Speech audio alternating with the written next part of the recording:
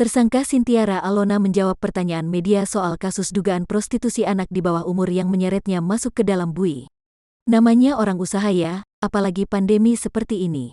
Kita maunya cukup, bayar karyawan, listrik, dan lain-lain, kata Sintiara Alona saat ditemui di Kejaksaan Negeri Kejari, Kota Tangerang saat pelaksanaan tahap 2, Rabu, tanggal 14 Juli tahun 2021.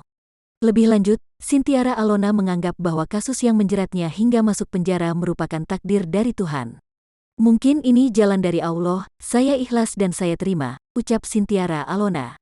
Ia juga mengatakan akan kooperatif dan mengikuti proses hukum yang berlaku. Untuk diketahui, petugas kepolisian menggerebek Hotel Alona yang berlokasi di kawasan Kreo, Larangan, Tangerang Selatan, Selasa, tanggal 16 Maret tahun 2021, sekitar pukul 23 waktu Indonesia Barat.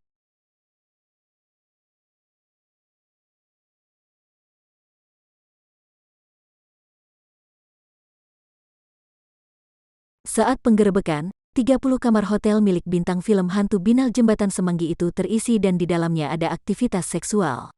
Ada 3 tersangka yang ditetapkan dalam kasus ini, yakni Sintiara Alona, AA, dan DA sebagai pemilik hotel. Sintiara Alona mengetahui dan mengizinkan tempatnya tersebut sebagai lokalisasi. Alasannya karena pemasukan hotelnya menurun selama pandemi COVID-19. AA ialah adik Sintiara Alona yang berperan sebagai pengelola hotel tersebut. Adapun DA adalah muncikari yang tugasnya memperdagangkan anak di bawah umur kepada pria hidung belang.